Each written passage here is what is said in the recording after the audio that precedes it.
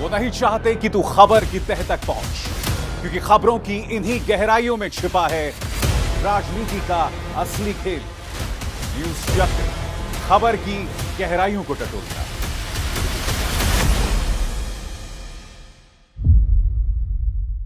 नमस्कार, आप देख रहे हैं न्यूज़ चक्र, मैं अभिसार शर्मा। इस वीडियो को देखिए दोस्तों। समाजवादी पार्टी का जो कार्यकर्ता है वो सड़क पर उतर आया है। वो सड़क पर उतर आया है क्योंकि उसे लग रहा है कि भारतीय जनता पार्टी लोकतंत्र में बड़ी चोरी करने जा रही है 10 मार्च को। अखिलेश यादव के एक प्रेस कॉन्फ्रेंस में समाजवादी पार्टी कार्यकर्ता में ऊर्जा भर दी है। कल अखिलेश यादव ने प्रेस कॉन्फ्रेंस किया और उसमें उन्होंने 2 आरोप लगाए दोस्तों। वो 2 आरोप क्या थे? पहला आरोप कि चीफ सेक्रेटरी बाकायदा स्थानीय मुलाजिमों डीएम्स को फोन कर करके बोल रहे हैं कि जिन सीट्स पर करीबी मुकाबला होगा उसे लंबा खींचना, ताकि बाद में भारतीय जनता पार्टी उसमें खेल कर सके। और यही नहीं दोस्तों, 1 नहीं 2 नहीं बल्कि 4 वीडियोस ऐसे सामने आए जिसमें ईवीएम मशीन्स खुले में घूम रही थी, खुले में टहल रही थी।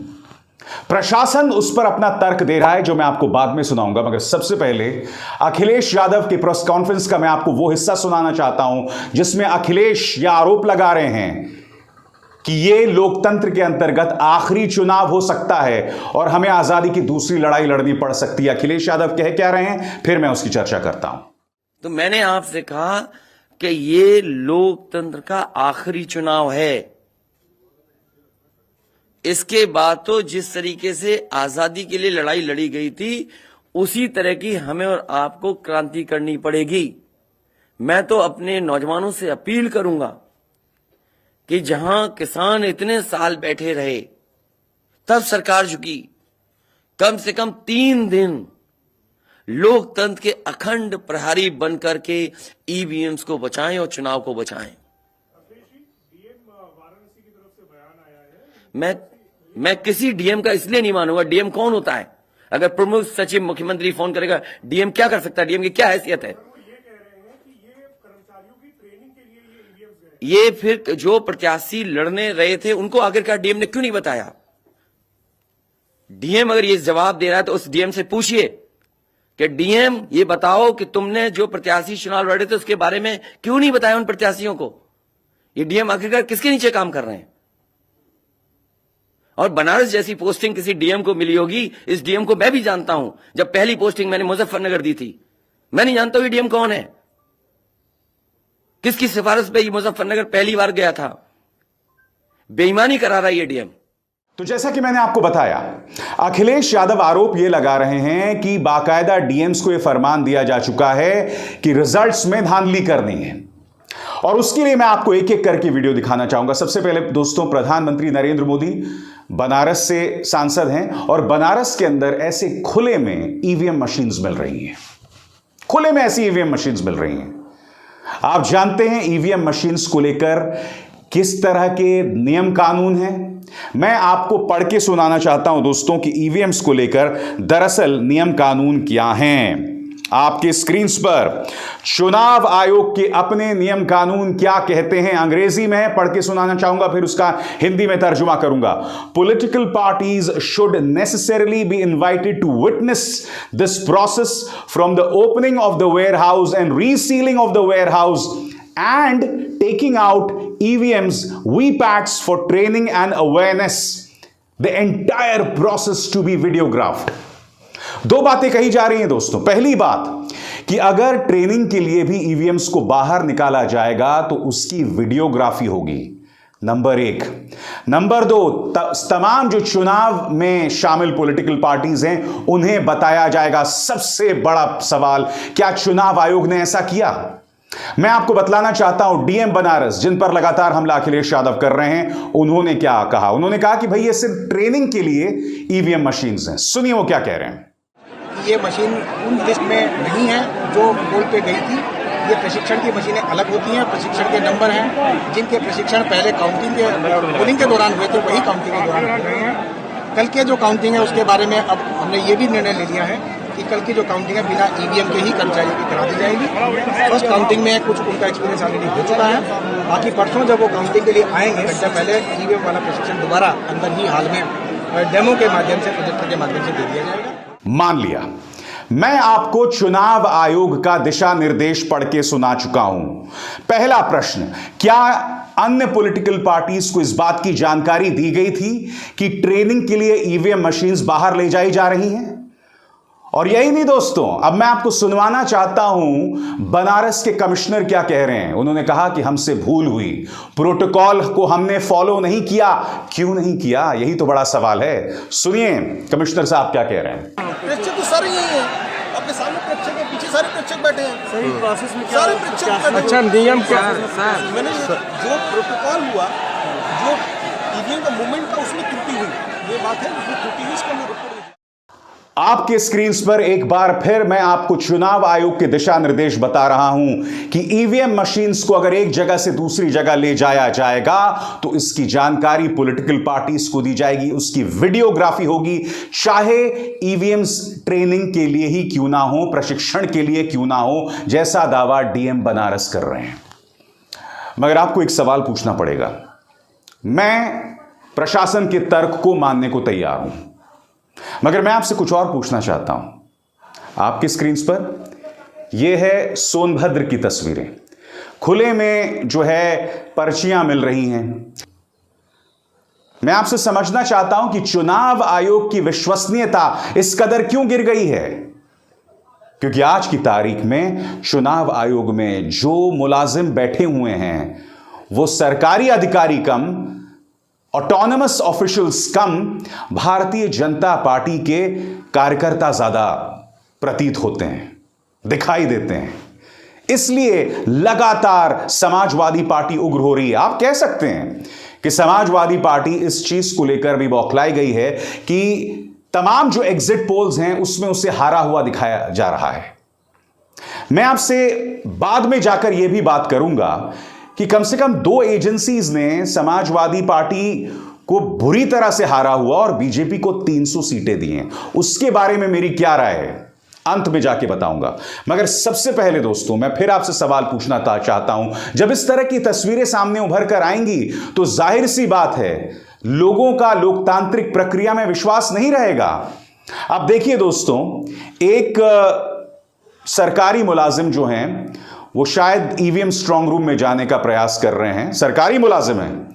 समाजवादी पार्टी के कार्यकर्ता उन्हें रोक लेते हैं कि आप गाड़ी में बैठकर अंदर नहीं जा सकते, पैदल जाइए, हमें कोई दिक्कत नहीं है, मगर आप गाड़ी में बैठकर अंदर नहीं जा सकते। देखिए वीडियो।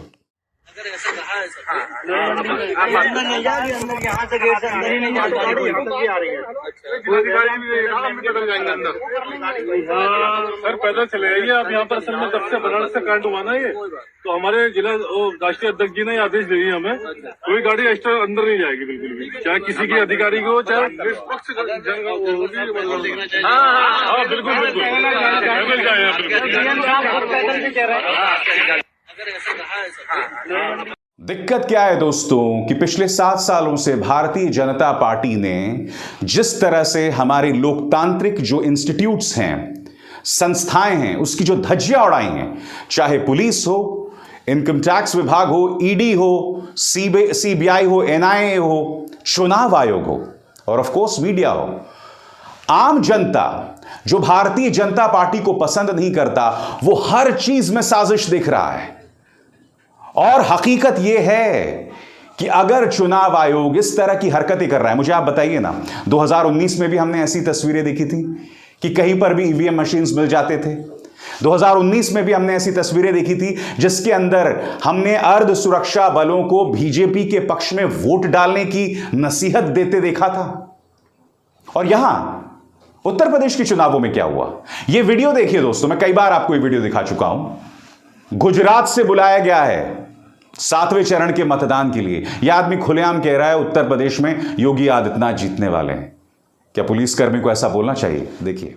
क्यों खिलाफ नहीं होते हैं? योगी आएगा, इसे यूपी में योगी आएगा, इसीलिए आए हो आप? हाँ इसलिए आए हैं, योगी आएगा, योगी।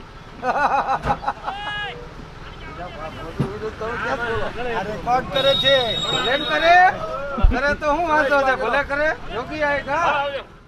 अब एक और वीडियो मैं आपको दिखाता हूं। उत्तर प्रदेश पुलिस का एक ऑफिशियल जो है वो कैमरे के सामने यूपी भाजपा के एक मंत्री को बधाई दे रहा है कि आप कैबिनेट मंत्री बनने वाले हैं, जीतने वाले हैं, अग्रिम बधाई ले लीजिए।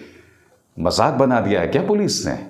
और फिर इसके बाद क्या आप ये उम्मीद करते हैं कि बगैर पक्षपात की पुलिस काम करेगी? देखिए,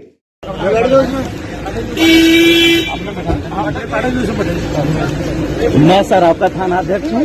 कैबिनेट मंत्री की शुभकामना देते हुए आपका स्पोर्ट करने चल रहा है पहली बार। भगवान की मनोकामना।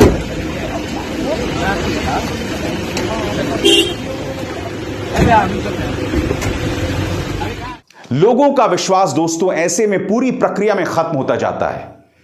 हमें इन तमाम मुद्दों को संबोधित करना पड़ेगा और हम अपनी आंखों पर पट्टी नहीं डाल सकते हैं। सबसे दुख की बात यह है, कानपुर देहात के सुपरिंटेंडेंट ऑफ पुलिस कह रहे हैं कि भाई चुनाव वाले दिन कोई भी गड़बड़ी करेगा हम गोली मार देंगे। मैं पहले समझना चाहता हूं, ये जो गोली मारने की बात आप कह रहे हैं, ये आदेश किसका है? चुनाव आयोग का है? गोली मार देंगे। और जब प्रशासन इस तरह से पक्षपाती है, जैसा कि मैं आपको अभी प्रमाण दिखा चुका हूं, ऐसे में गोली किस पर चलाई जाएगी? मैं चाहूंगा कि एसपी कानपुर देहात को आप ये बात सुने। निहायत ही गैर जिम्मेदाराना बयान है। आप गोली मारने की बात कर रहे हैं, जबकि आप पर आरोप है, इस प्रशासन पर आरोप है कि आप पक्षपात करते हैं। क्या इस तरह का बयान देना चाहिए? और ये हिम्मत इनकी कैसी हुई? ये किसकी वजह से इस तरह का बयान दे रहे हैं? सुनिए वो क्या कह रहे हैं। आवश्यकता अनुसार हमारे पास CPMF टीम है और लॉ एंड ऑर्डर की ड्यूटीज अलग से लगी हैं, और कोई अगर इस तरीके की विध्वंसकारी एक्टिविटी करेगा तो देखते ही उसको गोली मारने का आदेश हमारे द्वारा दिया जाएगा, मजिस्ट्रेट स्टाफ द्वारा और हमारे द्वारा। दिक्कत यह है दोस्तों, जब मैं बार बार पिछले 5 सालों से, या कम से कम इस मंच पर पिछले 3-3.5 सालों से आपके सामने लोकतांत्रिक संस्थाओं को बचाने की अपील कर रहा हूं, तो उसकी वजह यही है।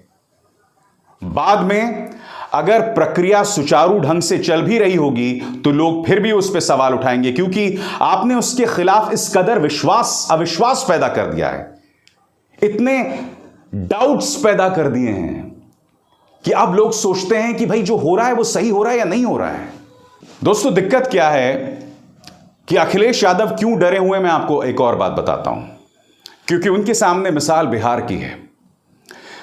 तेजस्वी यादव ने कल फिर बयान दिया था कि बिहार के अंदर जिस तरह से लोकतंत्र की चोरी हुई थी, और उनका यह दावा है कि कई सीटें जहां हम जीत गए थे, हमारे प्रत्याशी जीत गए थे, उन्हें हारा हुआ बाद में दिखा दिया गया था सर्टिफिकेट के जरिए, और इसमें भाजपा, नीतीश कुमार और प्रशासन की मिलीभगत थी।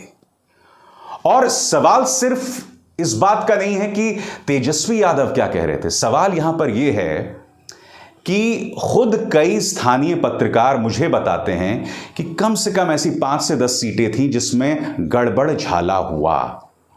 सुनिए तेजस्वी क्या कह रहे हैं और फिर मैं उसकी चर्चा करता हूं। भाजपा जाने वाली है और अखिलेश जो है वो आने वाले हैं। और वही नहीं, गोवा में कांग्रेस की जहां तक हमको लगता है सरकार आएगी, उत्तराखंड में भी कांग्रेस की सरकार आएगी, पंजाब में हो सकता है कड़ा मुकाबला हो, लेकिन कहीं भी बीजेपी जो है वो नजर जो है आ रही।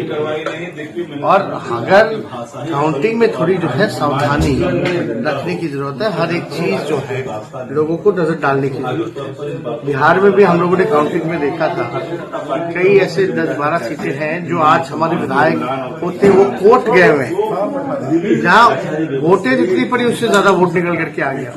कई जगह घोषणा के बाद भी जो है किसी और को सर्टिफिकेट दे दिया जाता है। तो इस तरह की अगर व्यवस्था होगी तो लोगों को वहां नजर डालने की जरूरत है। और हम तो ये कहेंगे, जब तक आखिरी वोट काउंट नहीं हो जाता, लोग जो है निश्चिंत जो है एकदम ना हो आखिरी वोट तक। तेजस्वी की ये चेतावनी खासे मायने रखती है, और यही वजह है कि अखिलेश यादव बेतहाशा सतर्क हैं। हां, मैं मानता हूं उनके जो विरोधी हैं वो कह सकते हैं कि यह हार की बौखलाहट है, क्योंकि एक्सिस पोल से लेकर चाणक्य से लेकर सी वोटर, तमाम लोग जो हैं वो समाजवादी पार्टी को हारा हुआ दिखा रहे हैं। आप में से कई लोग मुझसे सवाल पूछते हैं कि भाई इन एग्जिट पोल्स के बारे में अभिसार आपकी क्या राय है। मैं आपसे बार बार कहता रहा हूं, 2019 के लोकसभा चुनावों में जिन एजेंसीज ने भाजपा को 300 सीटें बताया हुआ था और बाद में 300 सीटें मिली भी, उनके बारे में भी मैंने यही कहा था कि मैं इन एजेंसीज पर विश्वास नहीं करता, क्योंकि जिन एजेंसीज ने भाजपा को 2019 में जीता हुआ दिखाया था, उसके बाद उनके तमाम पोल्स गलत साबित हुए थे। इनमें से कुछ एजेंसीज हैं जो भाजपा के लिए कैंडिडेट सिलेक्शन करते हैं, यानी कि कौन सा व्यक्ति किस जगह से चुनाव लड़े उसमें मदद करते हैं, यानी कि साफ तौर पर कॉन्फ्लिक्ट ऑफ इंटरेस्ट है। मगर मैं उससे एक कदम और जाके मैं आपसे एक सवाल का जवाब देना चाहता हूं, क्योंकि आप लोगों में से कई लोग मुझसे पूछ रहे हैं कि क्या भाजपा को 300 सीटें मिल सकती हैं। बिल्कुल मिल सकती है, और मैं आपको बताता हूं क्यों। उत्तर प्रदेश के अंदर भारतीय जनता पार्टी सफलता 3 मुद्दों पर जो है दावा करती है। पहला, बेहतर लॉ एंड ऑर्डर। दूसरा, लोगों के जहन में यह डर पैदा कर देना कि हिंदू खतरे में है और अगर समाजवादी पार्टी आ गई तो मुसलमान तुम्हारे सिर पर नाचने लगेगा। और तीसरा, ग्रामीण इलाकों तक अनाज पहुंचाना, मुफ्त अनाज, मुफ्त राशन। ये 3 फैक्टर्स हैं। सबसे पहले लॉ एंड ऑर्डर की बात करते हैं। इसमें दो राय नहीं है कि पश्चिमी उत्तर प्रदेश में आप जाएं तो law and order Akhilesh Yadav की सरकार की तुलना में बेहतर है। मगर हमने मायावती का काल भी देखा था, जहां पूरे उत्तर प्रदेश में लॉ एंड ऑर्डर इन तीनों सरकार में सबसे बेहतरीन था। मगर मैं एक कदम और आगे जाना चाहता हूं। आदित्यनाथ की सरकार ने कुछ खास जातियों पर अंकुश डाला है, कुछ खास धर्म पर अंकुश डाला है, यानी कि मुसलमान धर्म पर और उनसे जुड़े जो असामाजिक तत्व हैं उन पर अंकुश डाला है। मगर मैं आपसे सवाल पूछना चाहता हूं, आगरा में पुलिस थाने में एक दलित को मार देती है भाई, पीट पीट के। हाथरस में गुड़िया का शव रातों रात जला दिया जाता है। गोरखपुर में पुलिस अंदर घुसकर, एक ठाकुर पुलिस वाला अंदर घुसकर मनीष गुप्ता नाम के एक व्यक्ति को मार देते हैं और फिर गायब हो जाते हैं।